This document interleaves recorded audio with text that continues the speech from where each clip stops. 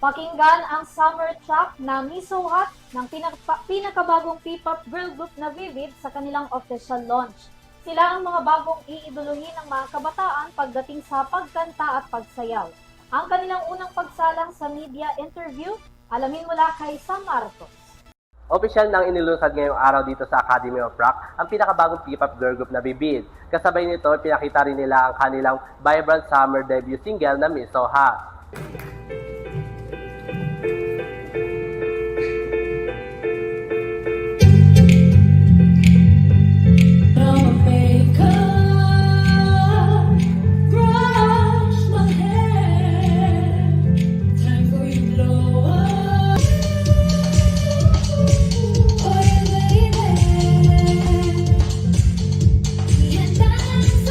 Yan ang mainit at masiglang performance na ipinakita ng bagong P-pop girl group na Vivid na aabangan ng mga P-pop lovers sa naganap na launching nila ngayong araw na pinamangatang The Vivid Debut Showcase. Kasabay na naturang launching ang kanilang vibrant summer debut single na Miso Hot.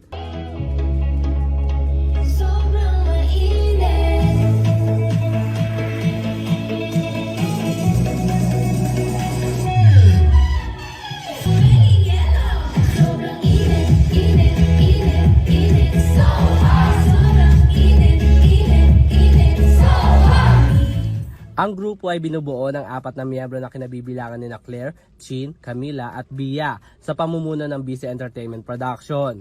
Ayon sa grupo, masaya sila sa suporta ng kanilang tinatanggap, lalong-lalo na sa kanilang management at sa kanilang mga fans na tinawag nilang Prism.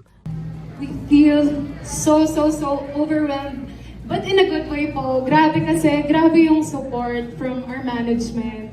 Sa aming Daddy Bernie, Mommy Karen, Sir Kevs, Papa G, our coaches, si Coach Ford po, si Miss Tony, and everybody here, Prisms, sa mga sponsors and the media partners, maraming salamat po.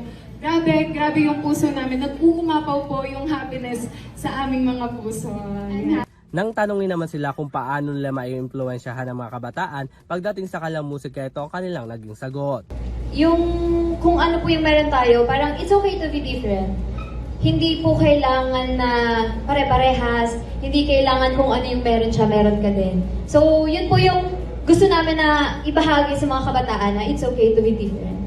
Yun po. And to add lang din po, kasi yung mga songs namin po, katulad ng Miso Hot, and then iba po yung theme ng Red Flags and ng Salon Overload. Ayun na po, parang to embrace each one's own uniqueness. Yun po yung gusto namin may parating. Na it's okay to have differences po. Just to add Camila's answer.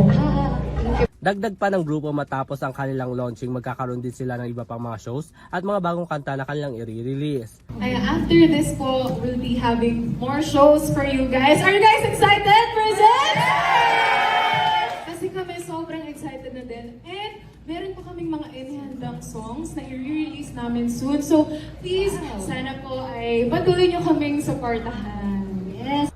Para sa EuroTV Showbiz Balita, ako si Sam Marcos, sumasaludo sa bawat Pilipino.